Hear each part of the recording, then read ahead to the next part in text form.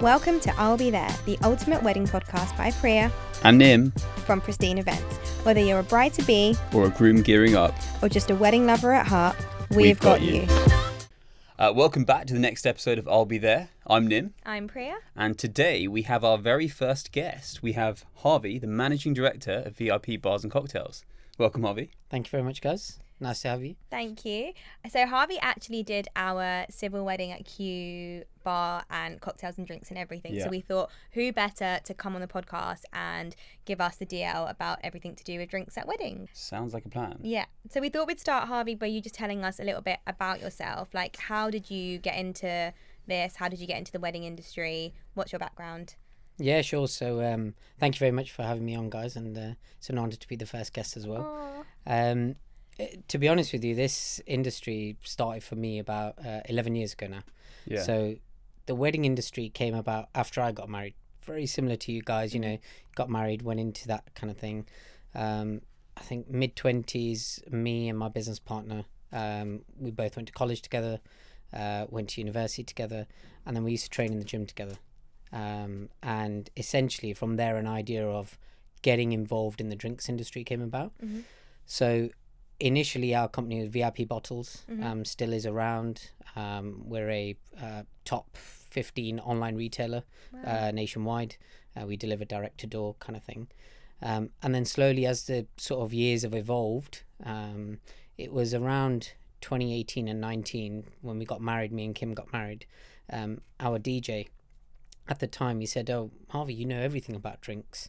There's a gap in the market. Like there's a lot of bar companies, but not all of them know the intricacies that you do and how to serve guests, what you need to do." So he really encouraged me. And then this project was just pre-COVID. Okay. And we had to kind of take a back seat. And so we had to stop because it was going to launch in the year 2020. And we had to stop that. Yeah. And then obviously subsequently after COVID. So that's kind of how we fell into the mobile bar industry. Wow. And VIP Bars and Cocktails was born. So like 11 years ago, you never thought you'd be where you are now, is it? No. What was the plan beforehand? I'll be deadly honest with you. Yeah. It was student loan savings. Yeah. Have you paid them off? Yeah, clear enough. Yeah. Business is going well then. Yeah, we're doing well. Student loans. My front living room was our first stock where it got delivered. Yeah. And the idea was just to do something a bit different. Yeah. So our idea was that we wanted to educate people about their drinking habits. And I'm a firm believer now, and I say this, and people have probably heard me say this: if you're gonna drink, if you're gonna harm yourself, at least do it with some quality stuff. Otherwise, don't do it at all. Yeah. And so that's where this whole concept started. Yeah. And we wanted to be online. So we were online in 2014, October the 4th, 2014. We launched our online website. Oh, wow. And then we had a retail store in Leicester, which post-COVID we closed down, and we focused on mobile bars. So yeah, the idea really was just, I'll be honest with you, it was going to just be something on the side. I still had a corporate job. Yeah. I only gave that up when I was 30. So in 2019, I gave up my corporate job. Yeah. So it was always just a, as they call it, a side hustle. Was that really scary, giving up your corporate job? I'll be honest with you, no. It was probably the biggest move I've ever made. Yeah. Because my son was born in the same year, and I gave up work 3 days after he was born. Wow. And I just went, it's either now or never, because I saw him and I thought, if I'm going to provide what I want to for life, I can't work for someone else. Yeah.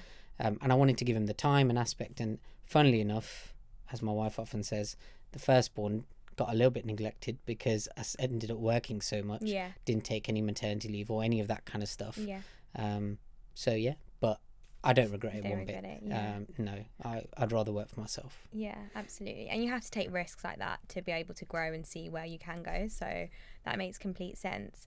I suppose then, I guess, from a couple's point of view when talking about alcohol at weddings, because that's kind of like your, I wouldn't say your main part of your business, but a big part of your business. Absolutely. Where do they start? Because actually we get asked that the most, being like, what alcohol do I need? How much alcohol do I need? Do I get a bar company? Like, where do you start when couples come to you? Because we actually had this, we previously on the podcast discussed this, and you might watch this episode back and be like, Nim's chatting absolute nonsense. But like, I basically came up with my own view of how I calculated to guess, because obviously, like, you know, I'm intrigued, by the way. So yeah, you can well, repeat yourself now. I don't want to say it in front of you, but I'll tell you afterwards what I actually said. But like, I basically kind of came up, and this might be completely wrong, or you might have a much better system. I'm sure you do, but basically, kind of splitting up the guests in terms of so your non-drinkers, and then your light drinkers and your heavy drinkers.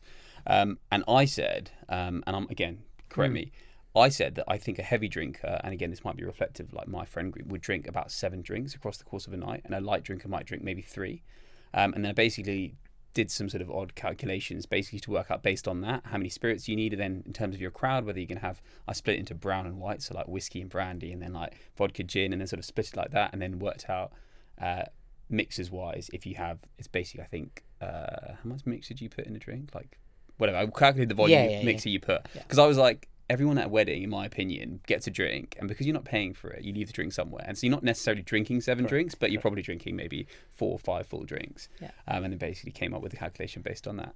Very interesting. And I like your theory. The reality is it doesn't work like that. And the reason being is because you cannot guarantee what kind of crowd you have. So one of the things that we do is, which I'm not sure if other companies do or what people and how they do it, is we will cater so that if every single person in that room drank that one spirit, we would be covered. Okay. So we would bring, to give you some, you know, for example, if we were bringing 30 bottles of vodka to cover the night, we would also bring 30 bottles of gin, 30 bottles of rum, 30 bottles of whiskey. Now we know not everyone drinks the same type of liquor. However, we just can't guarantee that. And there have been a couple of occasions where I've thought there's no way they're going to drink more than 12 bottles of gin, so we'll leave the rest in the van, and they've gone through 12 bottles of gin. But that's kind of where the beauty of us comes in, is we have the stock available in our warehouse. We can take as much as we want and bring back as much as we need to, and there's no qualms about it. I guess the calculation that we made, the calculation that I made was only because obviously if they, for whatever reason, aren't picking you as a bar company or not getting a bar company in total, they're always like, okay, we want to do a dry hire because they think they're going to save money, and they want some sort of calculation on how many bottles they can buy because they may not be able to return it, and so they, I guess, don't have that luxury of being able to return bottles. Like, do you kind of ever advise on these things, or are you just like, you know, that's not the way that we operate, and so it's not necessarily a consideration you have to give? I work with all types of clients and all budgets. So if somebody came up to us and said, Harvey, would you do the cocktails for us, but then the spirits, can we buy it from you on a consumption basis? Not a problem. You know, at the end of the day, everyone has a level that they can afford on the wedding and where they want to be. So we work with the clients. There's no client that I'd turn around and say no to on that instance. So I'd say, but I would estimate and tell them, look, this is what I would recommend. This is what we'll bring. This is what you'll pay for. And then whatever goes back, we'll just issue a complete refund for you. And we've done that on a number of occasions for a number of clients. Certain clients will say, we don't want the headache. So just do me a favor, Harvey, make sure there's enough drinks. Everyone has a good time. And you take care of it. That's my favorite kind of service, and whenever we work with you, I always be like, please provide everything, because it becomes confusing when the clients are providing their own alcohol or bits of their own alcohol. You're providing bits. Who's doing the count at the end? Who's responsible for bringing that alcohol in and out?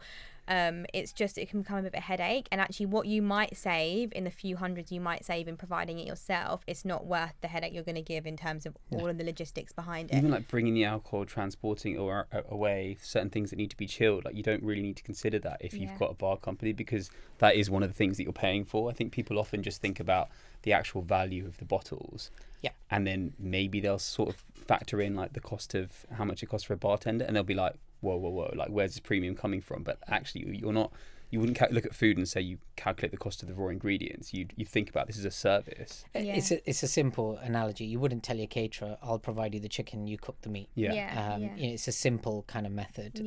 For, you know, when you're looking at it, you've got to consider everything from drinks reception. You've got to consider welcome drinks in terms of when people enter the room. How are you going to serve the drinks? Are they going to be on trays with the waiters? Are they going to be on the bar? You've got to consider the amount of glasses you're going to need, the ice you're going to need, the garnishes you need, napkins, straws. If I was to tell you to prepare for an event takes the warehouse staff from picking, getting everything ready, a minimum of 2 staff for 4 hours. So that's just setting everything up. That's not even loading the vans. That's just there, and then we arrive typically 4 hours before Yeah. an event to get everything set up as Yeah. well. Yeah. So it becomes a very long day. Of Typically, we are course. operating at 18 to 20-hour days. Yeah, because then at the end you're there packing everything With away, the last ones and then away. especially Yeah. if you're taking all the alcohol back, with you're reloading the van again. Like Correct.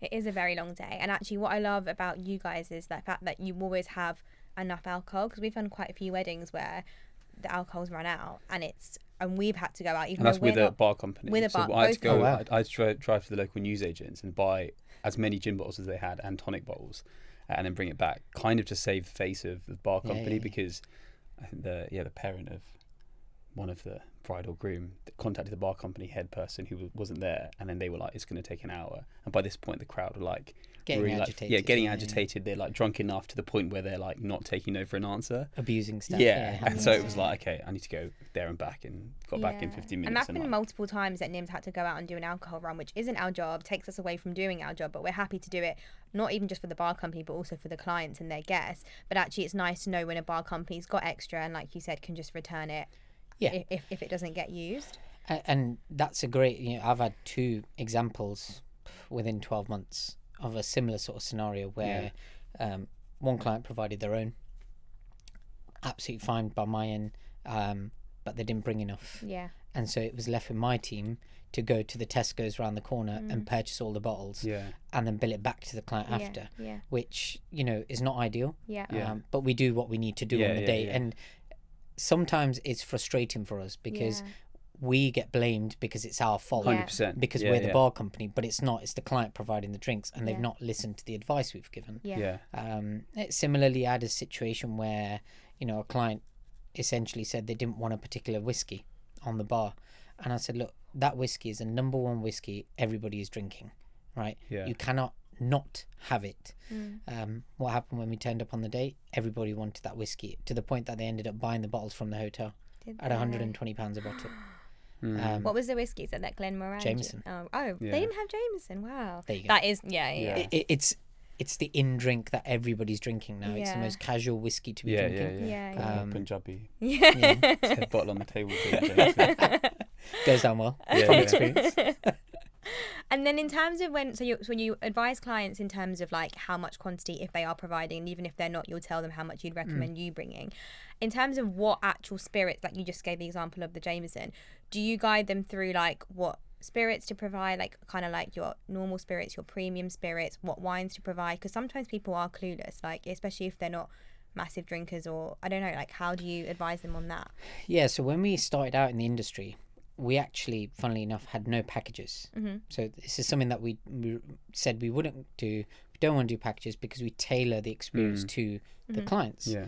However, because not everybody knows what they want, we've ended up creating packages in order to give guidance to people. Yeah. And I think the best way to explain it is I get to know the clients. Yeah. Or if you're dealing with me or you're dealing with Kim, because they're the 2 people that you would deal with on this end, we get to know the clients. So we'll try and understand what kind of dynamics you've got in your crowd. Is it a younger crowd, an older crowd? Are you big on wine? Are you not interested in the wines? Are you okay with house wine? Do you want a bit more of a premium wine option? So we go through all of that detail to try and understand where they want to sit in the package wise. Yeah. And then, to be honest with you, most times budget plays a part. Everyone has a budget, and then we try and work towards it. We're not a rigid company. I'm sure you guys have had that experience. At your wedding, we will play around with what we need to make sure we cater to you. That makes sense. And what would you say is the bare minimum like variety of spirits that you need? Like you need a vodka, a gin. A vodka, Yeah. a gin, a rum, whiskey, Yeah. cognac, tequila. Okay, so 6. Yeah. And then wines, you'd need a red, a white, and a rosé. You could probably get away without the rosé. What's I that think fancy? most people we see red and white. Yeah. But it's funny, everyone wants red wine, but in the summer nobody drinks red wine. Yeah. Like it just doesn't get drunk at all. So a lot of people favour for white wine. Yeah. So then, I mean, from our end, we're happy to bring all 3, and then it gives your guests a good variety. And I forgot in there, you need to add some shots in there as well. Yeah. That's And a what must. shots do you normally recommend? Tequila rose. Yeah. It's Yeah. the That number always one goes drink. down well. Yeah. Okay. Number 1 drink, and we even do the miniatures. So Oh, if the you wanted to little- put it on the tables Yeah, and do yeah. a toast and people could drink Oh, that. okay. So we do That's things cute. like that. So yeah, tequila rose is fantastic.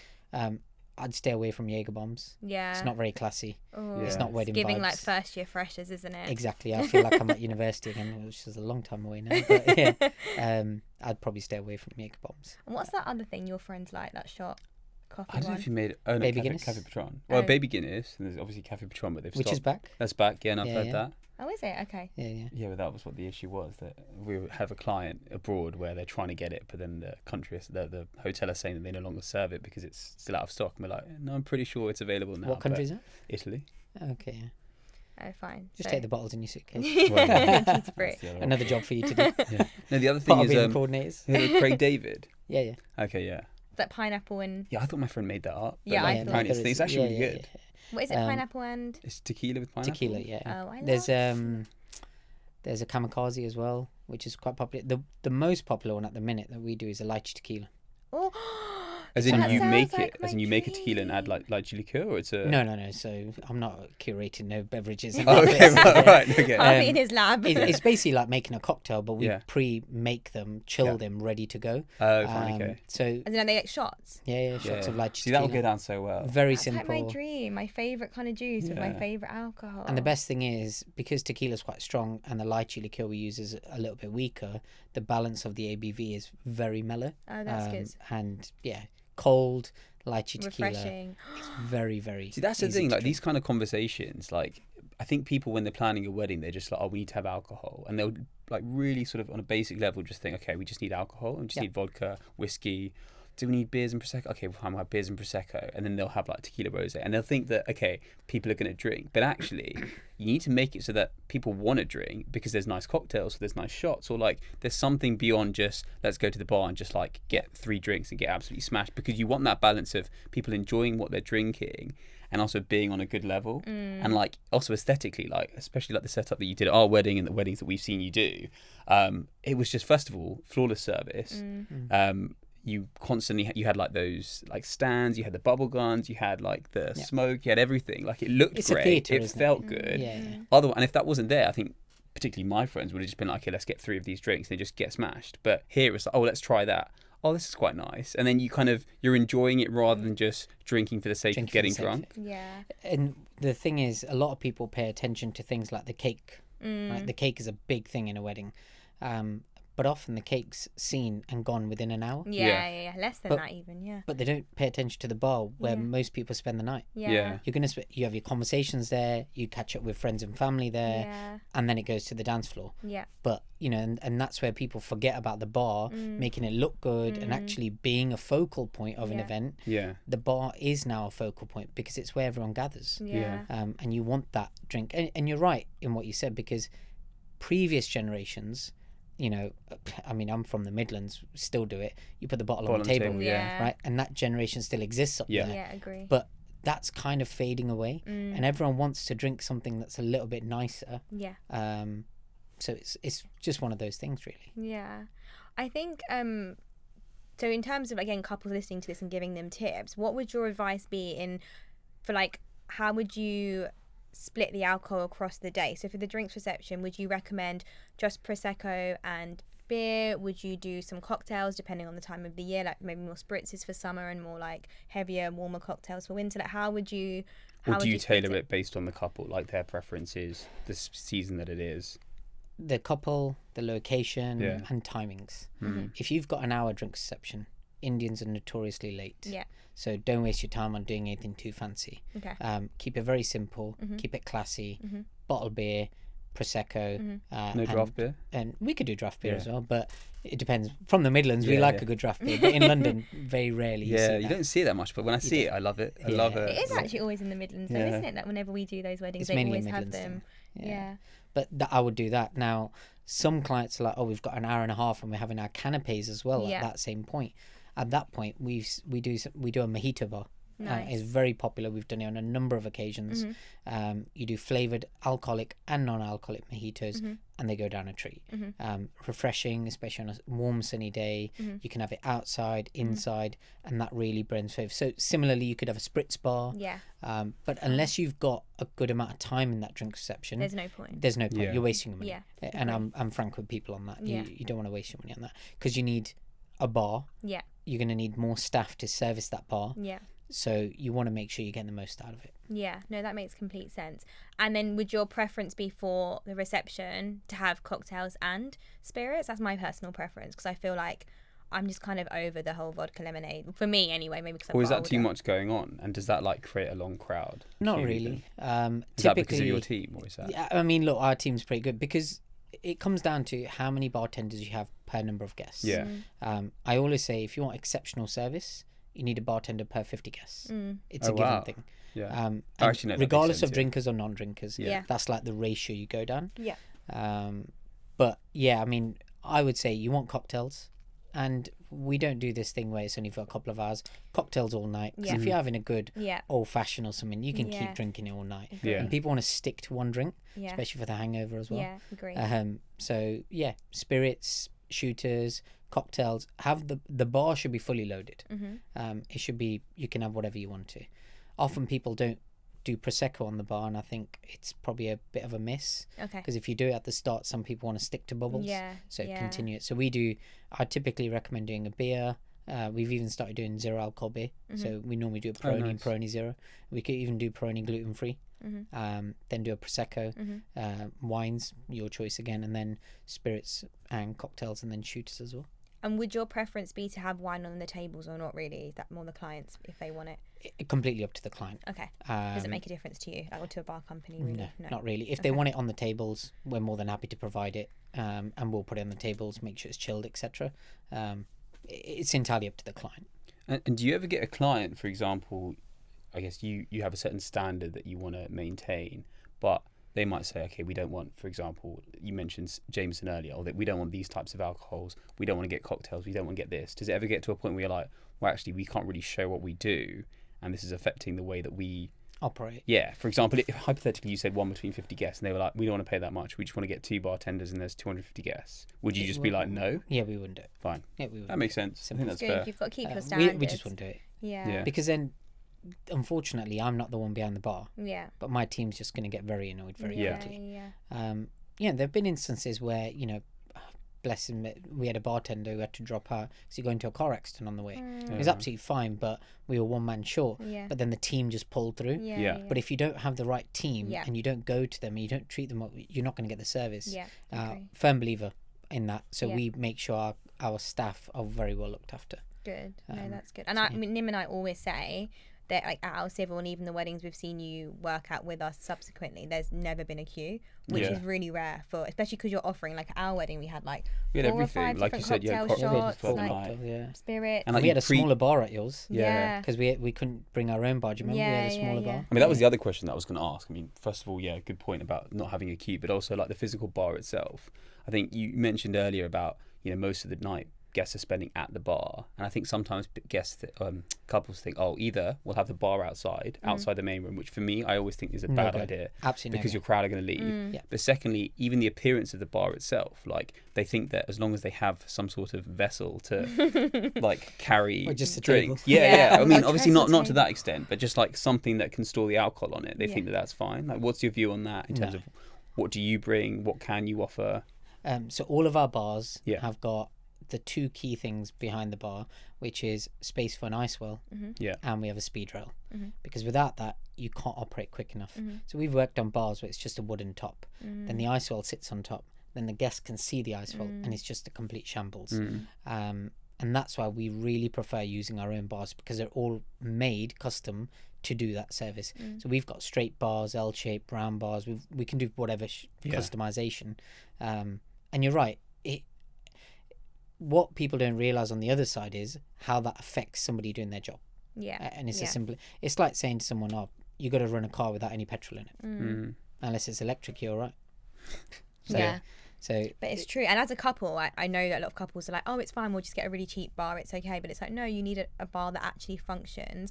And also, like you said, you spend a lot of your time at the bar. So why would you want like a plebby, cheap, like bad looking bar? It should be. And if you can make it a part of the decor or a statement, like we've got a couple whose wedding we're doing it next month, whose we've got a circle bar and it's the center of the room with like a tree, and like that is part of the decor as well. So like I do think if alcohol and if your bar means a lot to you as a couple, you should invest in a good physical bar as well as a bar company and service, and also like to make it good for your bar team as well.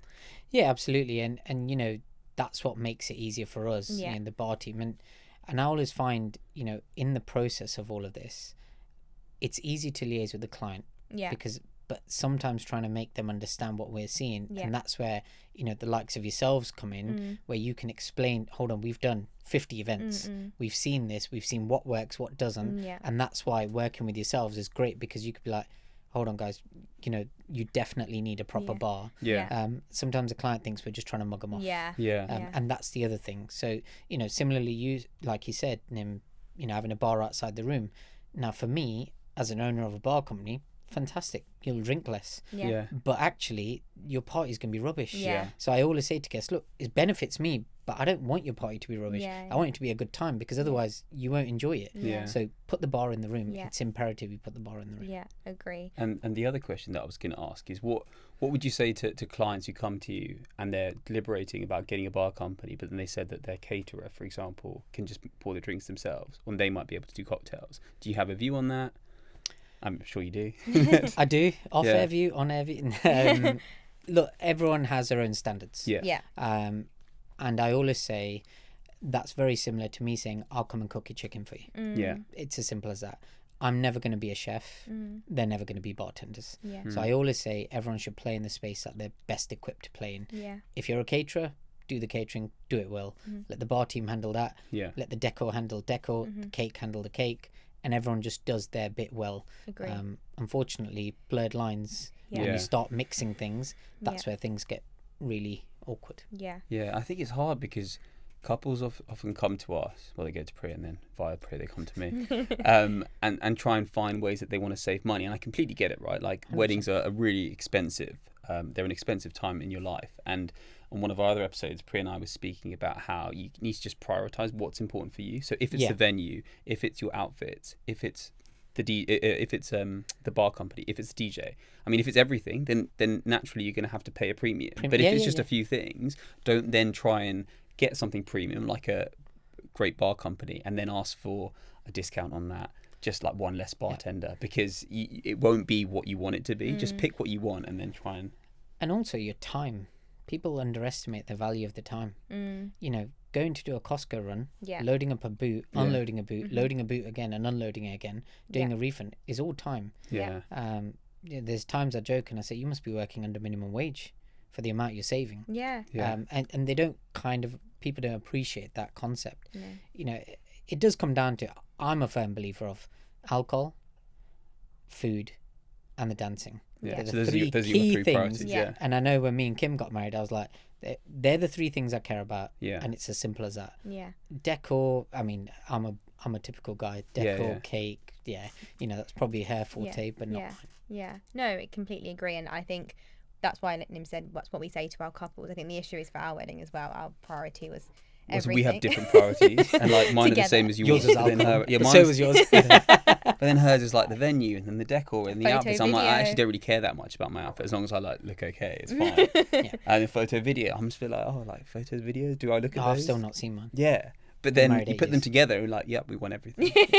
And that's when it becomes hard. The bill's going to keep racking up. Exactly. I've got a couple more questions to ask. For non-drinkers, how do couples, because a lot more people are not drinking now, not just for religious reasons or pregnancy, but like health and just wellness and stuff. How do you still make them feel included and make the experience fun for them, rather than just giving them like the really intense, you know, the bright blue juices and like the mocktails? That's what they get given. Is there anything else that you've been doing? I know you mentioned 0% beer, but is there anything else that you've been doing or you've seen that's quite popular for non-drinkers? Yeah, so we do a few mocktails, should I say. What we try and do is make it a bit inclusive. So people that are not drinking, they feel like they're part of the fun as well. Yeah. So we do a lychee notini. So Nice. most people that know VIP bars and cocktails, everybody has a lychee martini from us. It's the number one cocktail we do. So we created the lychee notini. It's exactly the same, tastes very nice, if I say so myself anyway. But yeah, it's in the same martini glass, so people feel like they're having a proper drink. But yeah, typically, look, you can do a non-alcoholic mojito very well. We do a passion fruit fizz, which is fantastic. But it comes down to, they are always going to be slightly sweeter. You're still not going to get rid of that. You're going to have that element in there. Do you put the 0% alcohols in or no? Or depends? It depends. Okay. So 0% alcohol is not legitimately 0% all the time.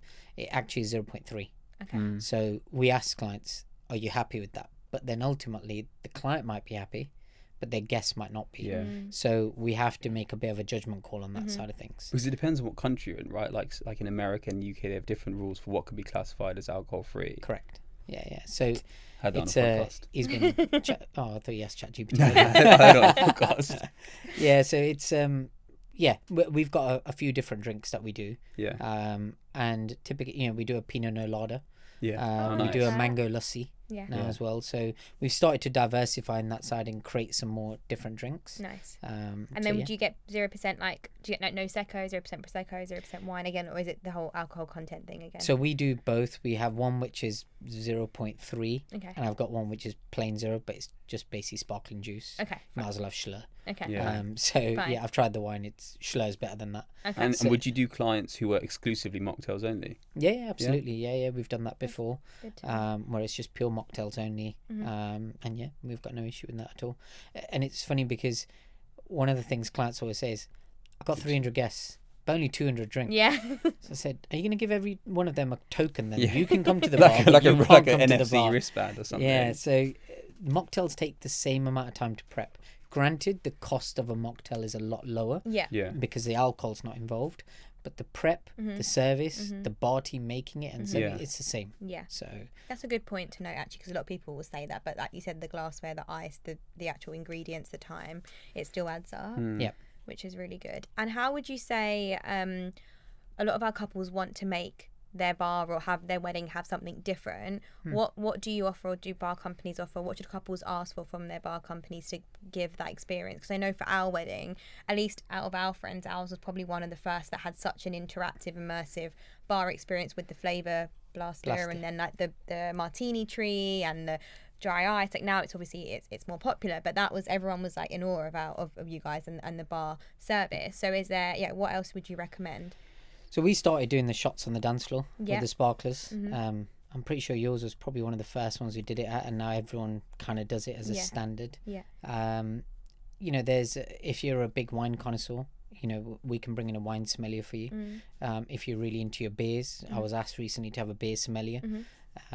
So in terms of service, what can you differentiate? I think there's also weird and wonderful cocktails now you can do and glassware that you can change around. So someone which hasn't come out yet, but probably will do by the time you guys take this podcast out. It might be stay out. Tuned. Exclusive, world exclusive. We've created a few different new cocktails which are quirky. So we've created a masala chai.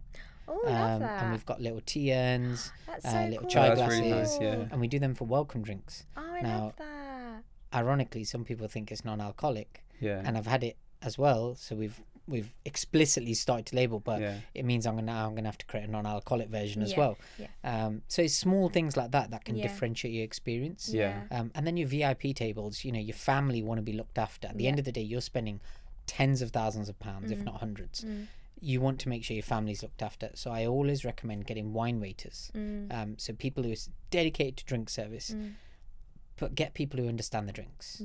Not just, some of them can't even say the word lychee martini. Just don't get those guys, because then you're not going to get a great experience. And so we ensure we get the staff that know the drinks, understand them, and we make sure we give them a full briefing before go ahead. That's so important, actually, because at a wedding a few months ago, I saw people, I think it must have been the caterers that were serving the drinks, and as people were coming for the drinks reception, and the caterer, one of the staff couldn't really speak very good English, and was holding some martinis, and then the child went to grab it, and he let the child take it because he thought he was holding the mocktail, and I was like, no, that's the martini, and then he was like, oh, sorry ma'am, and I was like, oh my god, if I hadn't have been there, I mean, that child would have just gone away with that martini and probably downed it all. But I think it's so important to have really good staff who are so on it with the service, and so on it with exactly knowing what's in what drink. Allergens. Yeah, allergens is really important. Gluten-free and allergens and all that. So all of the stuff we use is all gluten-free. See, I didn't even think of that for drinks, like, to even have that important discussion. Yeah. Hugely important. And I think probably from me, I have a peanut allergy. Okay. So I've always been very conscious with allergies and stuff. So we make sure all of our drinks are, even the Pinot Colada, Pina Colada we do the lassi, they're all gluten and dairy free as well.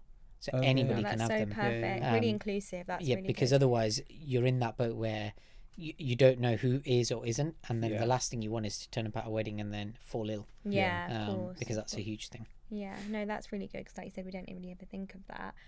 So I'm conscious of time, so we're going to wrap up. But just in terms of one of the last things we'll ask is, what do you need from couples to ensure a seamless day and a seamless bar service? What do I need from couples? Deposit. Payment. Big budget. I think for them to really just spend some time understanding what we do, how we do it, and then to feedback what they want from that. So we've tried to make the process a bit easier. We have a very in-depth brochure. We ask some questions on the inquiry form, which might seem a bit laborious, but they're there to give us an indication of what you want to do. But ultimately, I think the number of guests, obviously, what type of service you want, what is a unique factor you're bringing to the wedding? Because everyone gets married, everyone's having a wedding. Yeah. But what's going to be unique about yours? Yeah. Some people are like, look, I just want a standard wedding, and I'm absolutely fine. But most couples now are like, I want something different. Yeah. I want something that's first on Instagram or whatever that might be. Yeah. So what is that? How can we create that for you? And then just that conversation, because a lot of it happens during the conversation. Yeah. And you start talking. So couples sometimes neglect the bar company and giving them the time. They'll go to a food tasting, but they'll miss out the cocktail tasting. And it's as important, because we offer a cocktail tasting. Yeah, I know. We remember. We remember most of it, but we left. Shaking. Very, very drunk. We're very good tasting. I mean, that's the sign of a good cocktail tasting. Yeah, we had a wonderful time. And a lot of couples don't do that. So they'll turn up, but they won't book a cab, or they'll be driving, so they can't actually get the full experience. I had a couple recently who came, they took the time out. They were both in the sort of medical profession. They took the time out, and we had a great time. And now when I'm at their wedding, it just brings the flow together. So I think that's one of the things, is just giving the time. Because if you give the time, you'll really get it back on the other end. Don't drive to your tasting, basically. 100%. The take. Top tip. Because we'll create the cocktail for you. So if I give you an example of an espresso martini, we do a salted caramel. But I can make that less sweeter by using a different style of vodka versus a vanilla vodka.